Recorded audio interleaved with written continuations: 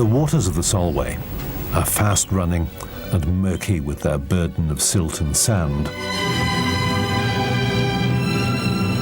They can be totally unfriendly to those who venture unheeding from the shore on an incoming tide.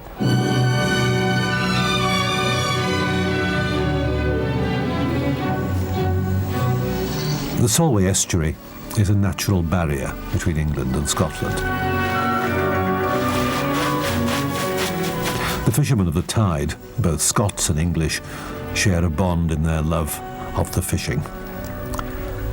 Fish, lots of fish, and how to harvest them has taxed the ingenuity of man throughout the centuries. A Neolithic man may even have dined on Solway salmon, but how they actually caught their fish, we may never know.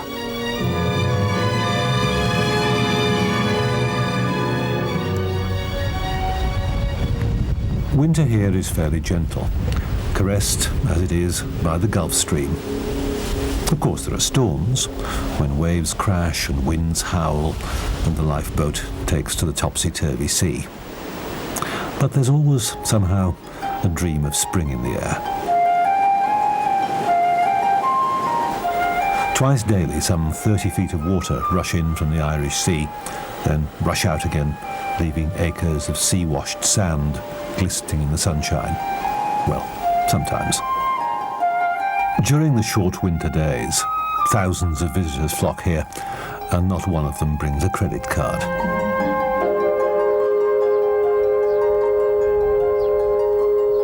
It's an area where there's always something to see or do. After all, this is Burns country.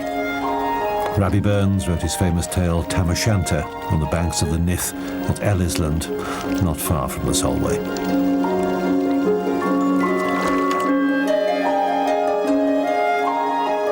Poor Rabbie, just before his death and probably accelerating it, was advised to bathe in the icy waters of the Brow Well. Thereby the world was robbed of one of the greatest poets at an early age.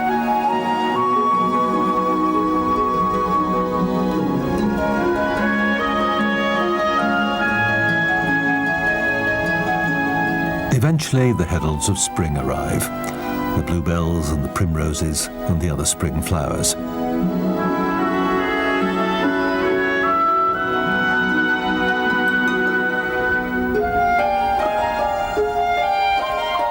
The barnacle geese, well, they pack their bags to head for Spitsbergen in Norway to nest and breed. The magnificent gannets, also a type of goose, arrive back to Scare Rock and Ailsa Craig for their breeding season. At about this time, the Solway fishermen emerge from wintering to shake the spiders from their waders. It's time to fish. The twinkle is back in their eye. Oh, it's great.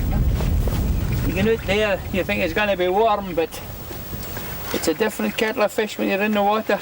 One such fisherman is Bob Aitchison. The first time I went out half and I went out with George Chalmers, and he said, put on a couple of jumpers. I says, man, he says that the sun's beating down.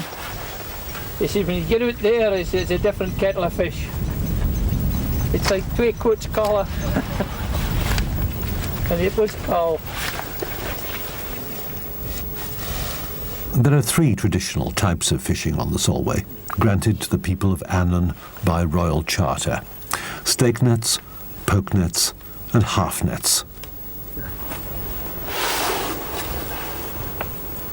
The first recorded fishings for salmon in the Solway was stake nets, and this was done by the monks further up the channel near Redcar Point, near Gretna, more than 1,000 years ago. We've got the sun today, man. We've got the sun here.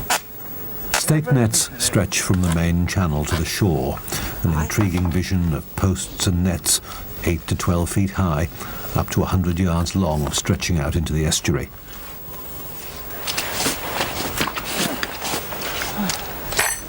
This is a clever and convenient way of fishing, but it's very hard work.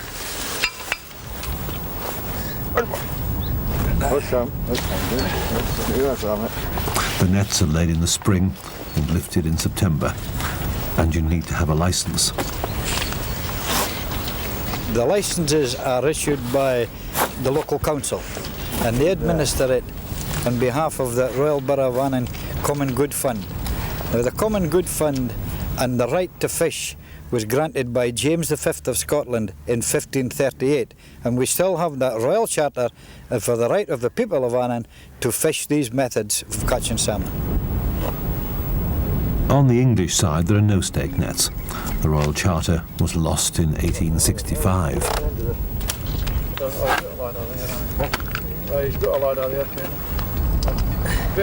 The next type of fishing is the poke nets. It's about 150 years old. As mentioned in Sir Walter Scott's Red Gauntlet, these nets are on the sandbanks and are easily recognised. This method also requires a licence. They must have been extremely heavy to manually carry so far out into the channel. Today, a tractor is a very useful accessory. With poke nets, it's virtually essential that we have a tractor, especially for fitting the nets into position at the start of the season and taking them out at the end of the season. The poke nets especially, they are steel posts that are driven into the sand, and they're about 9 feet long. They are very heavy steel posts, and we have to drive them into the sand approximately 7 or 8 feet down. And some of the sand's very, very hard and compacted. Other times it's quite soft, but normally it's very hard. So we need a trailer or a platform to stand on to drive these into the sand.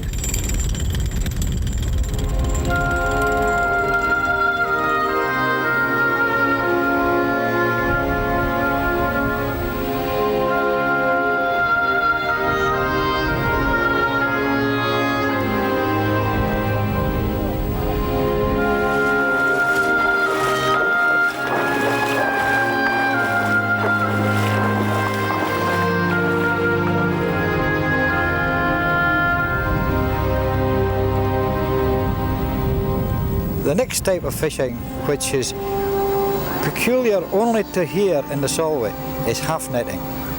Now, the haaf netting was introduced by the Vikings over 1,000 years ago, and it's virtually the same method of fishing now as it was then.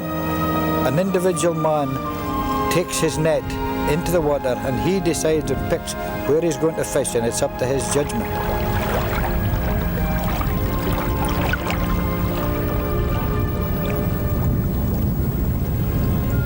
What he's doing is sounding the depth with the front end of the beam. He'll tip the half forward. You watch him now. Look. You'll see him all of a sudden go very deep. See how he's got in deep. The idea of that is that fish tend to seek the side of a bank when they're working down. And he's onto the side of the bank, and that's where the fish would come. See how it's sloped the way off.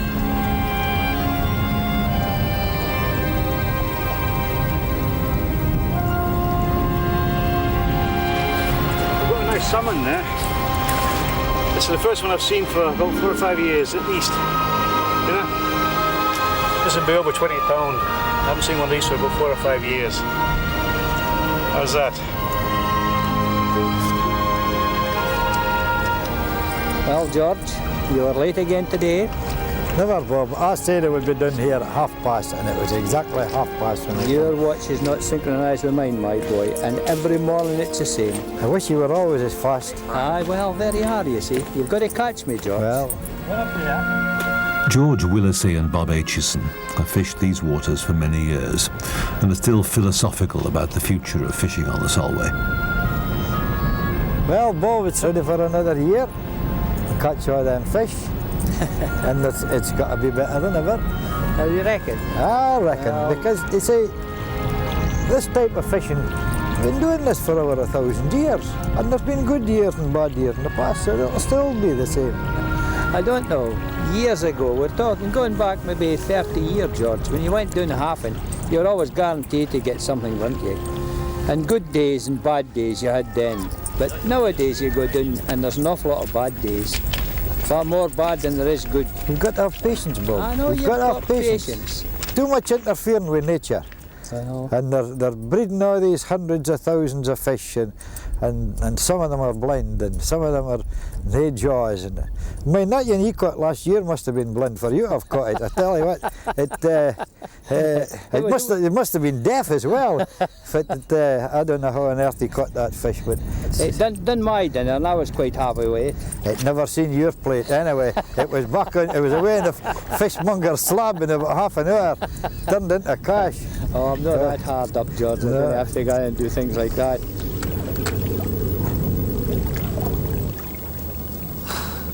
Jimmy, what good for your tea? Heavens, hey, my goodness. You want good for your tea?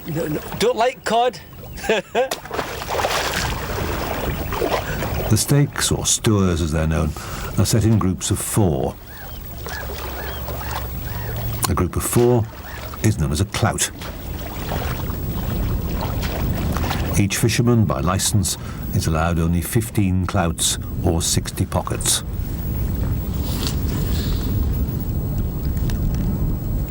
The rapid tides clog up the nets with weeds and water plants, and these have to be cleaned, of course. It's no easy task for the men.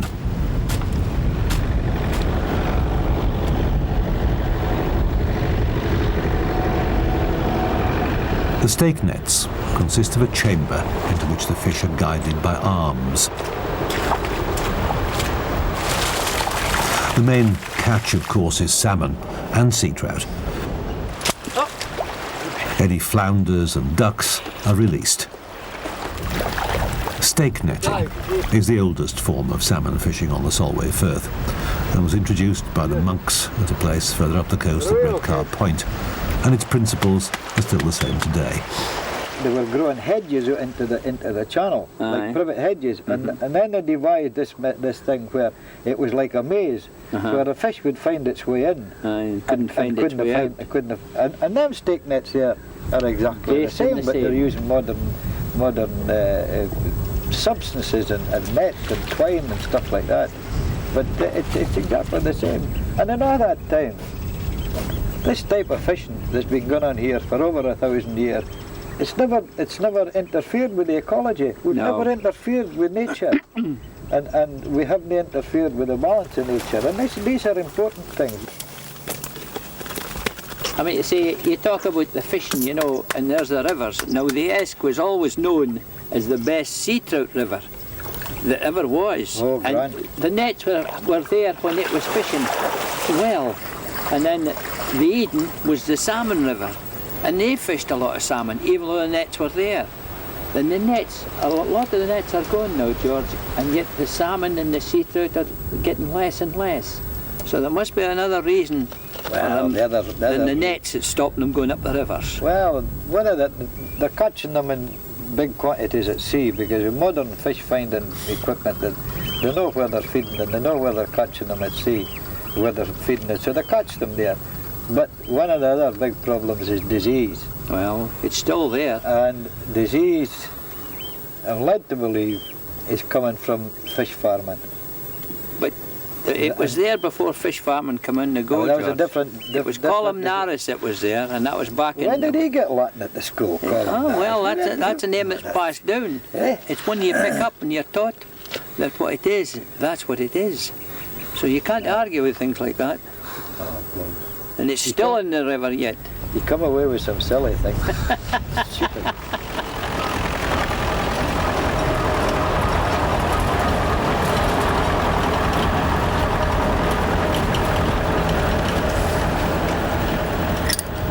Fishing only takes place in the summer, and then only Monday to Friday. No fishing is permitted on Saturday or Sunday, when the nets have to be left in an open position.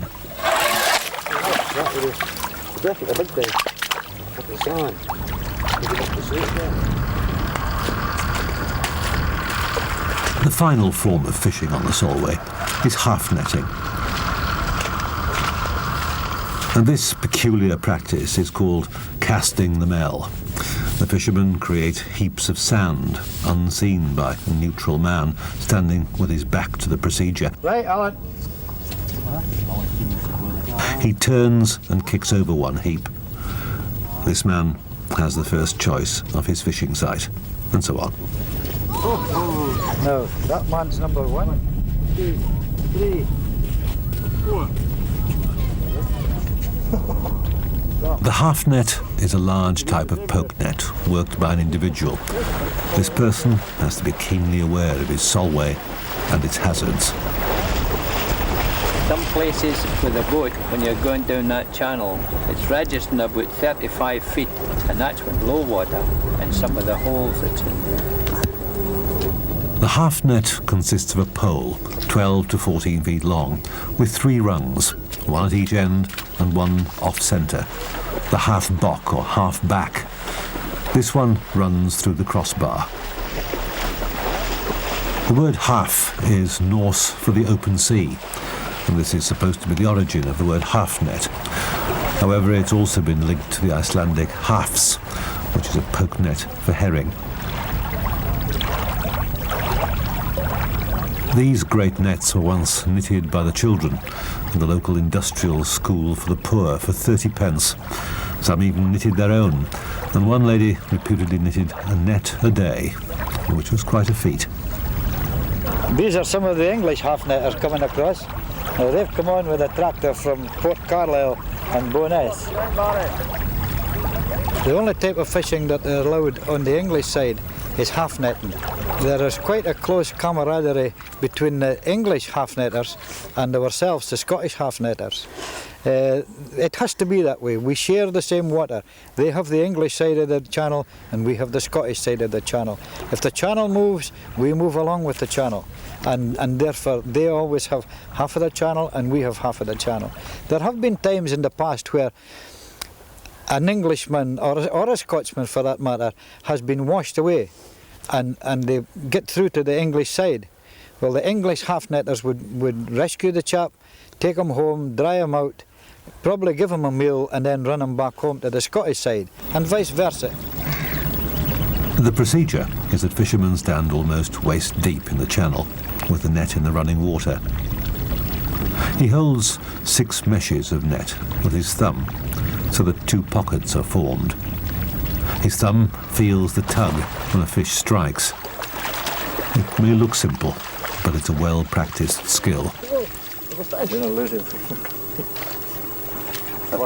Haafing is laborious and skillful and requires a lot of patience and endurance.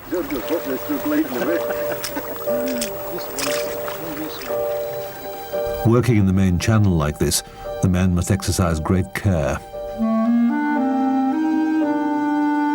A knowledge of the Solway, its tides and channels, plus an acute awareness of the dangers of fast currents and shifting sands, are a must for all Solway fishermen.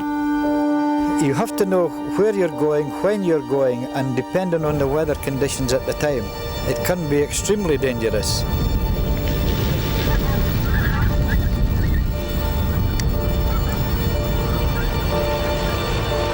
The tide and the channel shift continuously, and the tide being at a different time of the day, and the tides range from 12 foot to 30 feet.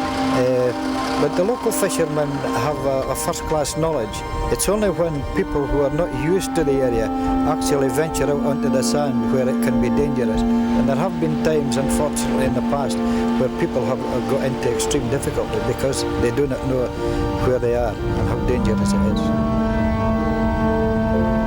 One man who knows about these problems is George Chalmers, who took part in the rescue of a floundering fisherman. It was a Sunday morning actually, and you could see that the tide was round about this fella and he was actually about waist deep at that time. So we phoned the lifeboat at Silith and it had a wee boat at the back door, so we got another fella to pull this wee boat with the tractor down to about a foot across the sand, and we got across to the nets. They only had inches to spare and they couldn't swim. It was up to his neck. He was standing like this and holding on to the nets. And his feet were caught in the nets, so the job to get him on, it was just a wee boat we had, not much bigger than a bathtub. So anyway, we got him on board and the tide was coming in that hard that we couldn't get back, so we come down here and fetch him up the side here and got him in, and of course by this time the police was there and the lifeboat was flying up and down and that, but anyway, we rescued him and they took him out to the hospital for here. He was a lucky man, aye. But, it just shows how the tide can come round about in Solway. You didn't notice it, you see, until it's too late. I was always told by old George Irvin when he was drowned in 1961, along with George's father, Jim Chalmers. And he always said, when you're standing, he says, in the flood or in the ebb, ease your half back out of the sand. He says, because it will come, he says, you want to lift, and you can't lift, because it's sanded at both your net and your sticks. If you listen to the old boys, they taught you quite a bit. But as I say, I started in 1958 and I finished in 1998. Bob, when you think, even I started in 1956. Aye. And but you were greedy. You went to Gretna. well, Aye. the professionals were up there, semi-professionals. You had to be a better class of fisher to go up there, and because it's fair deadlier ground up there. When I started half netting, we used to get these waders, young canvas waders. They were like a suit of armour. You couldn't have been doing them. They were the office things ever. But when you take it back to the generation before that, where there was no wader. No, well. And they used to wrap hesse and sacking around their legs, all the way up to their chest, and fish all day out in the middle of winter. Aye. I mean, hardy beast, hardy animals.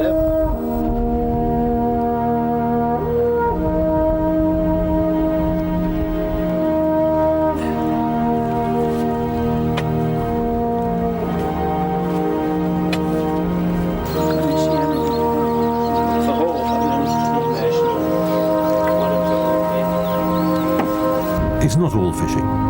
There's still work to be done maintaining all the nets and posts.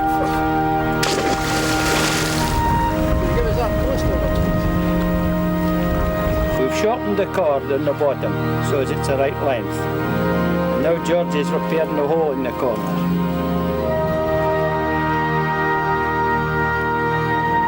A small piece of string mends a big hole.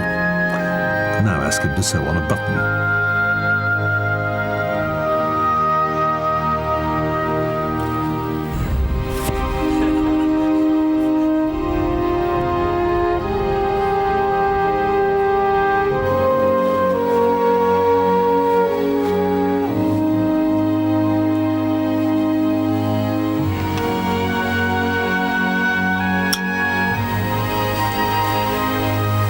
That's it, repaired again, Jim.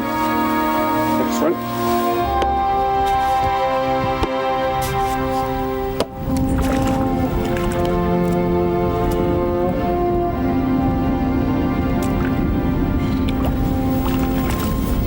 Not very much about George. That's for you, that yet, Bob. These poke nets are designed as individual pockets. When a fish goes in, the rings automatically ride up, trap the fish in the pocket. On the ebb tide, the tail goes back through that way and fishes the ebb tide the same as the flood.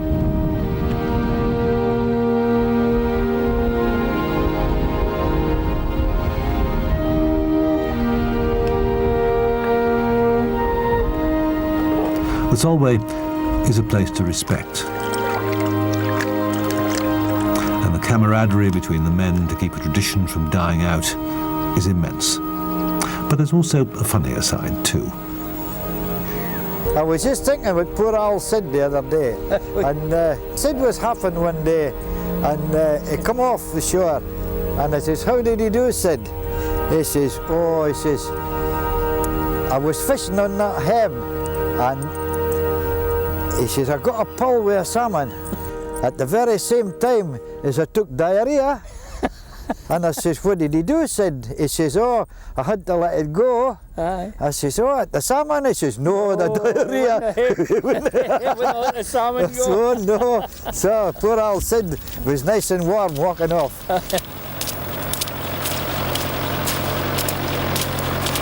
On the Scots and English side of the Solway, half netting is a way of life. But there are also stories about the problems caused when one of the fishermen eventually goes to the great filleting shed in the sky. Well, old Jimmy's dead and gone now, but he was my next door neighbour. And he asked me it was one February morning, come on, I've got a job. What is it, Jimmy? He said, I've got to go and scatter Jock Waters' ashes on the Solway. His cousin had come over here for America, retired for America, and come over here. And his last wish was have his ashes scattered on the Solway. He says, oh well, we'll have to do the business here. So Jimmy and I come down and got our boots on, and the tide was just much the same as what it is now. So we waded away with it. And he says, well, Jack, here goes, old son. And Jimmy just goes so. And he flung the ashes up in the air just at a gust of wind, and the whole lot's right over the top of him. Man, what a mess. Here, he was covered, and his hair up his nose everywhere. And I says, you old bastard, he says, I never liked you anyway. He says, I never liked you, and look what you've done now, you've covered us in your ash. But this time the tide was going out, and the urn was bobbling away in the tide, and the lid was away over here. And Jimmy wades in nearly up to the waist to get, I says, where had he gone? It was in February. And he says, where he gone? He said, I'm going to get that urn. And so he retrieved the urn and get it a bit sin out with the water. And then he got the lid. That's what you got to do with that. Well, it'll make a grand biscuit barrel. So every other Sunday morning, Jeanette and I went to Jimmy and Jean's for our coffee at 11 o'clock, and Jean kept saying, you want a biscuit, George? I said, no fears, no fears. Okay, I says, Jack Waters was in that barrel. Keeping an eye on you, George. Jimmy, keeping an eye on you. That was the last time I scattered ashes on the Solway.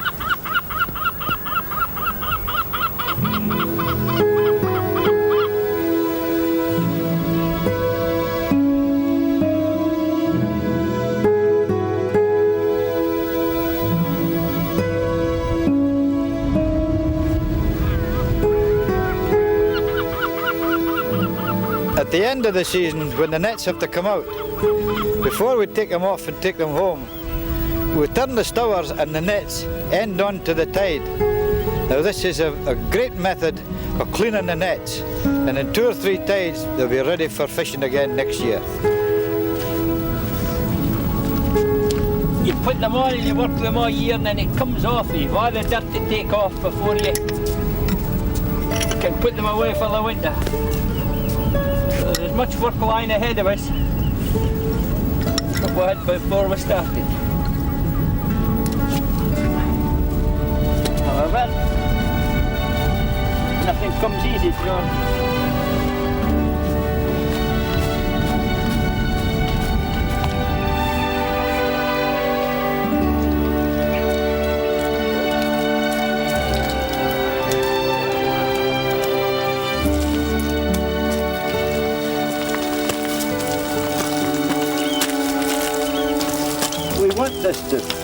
We really want to be able to hand this on to our children and grandchildren, because our grandfather handed it on to us, so it's important. That's right.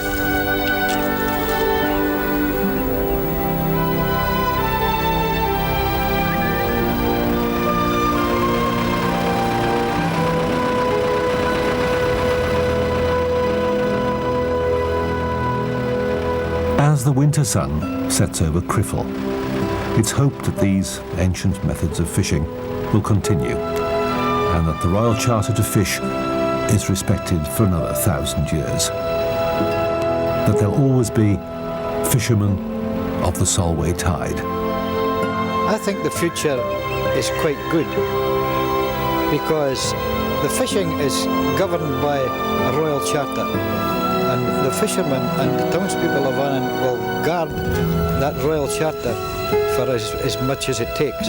We've had times in the past where incomers have come into the area and tried to stop our method of fishing, and even went as far as taking it to the High Court.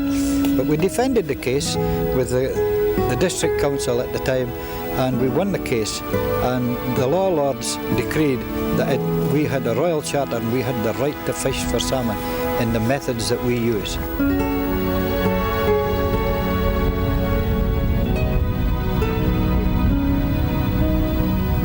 I'll Tell you what, there was a touch of frost last night. That was so bloody stupid. There was a touch of frost last night, my boy. What a load of rubbish. You weren't out, you were in your bed sleeping. There was a full moon and all. Oh, full moon. Eh? Well, you weren't up, so you wouldn't have ken. Never mind. It keeps you fit.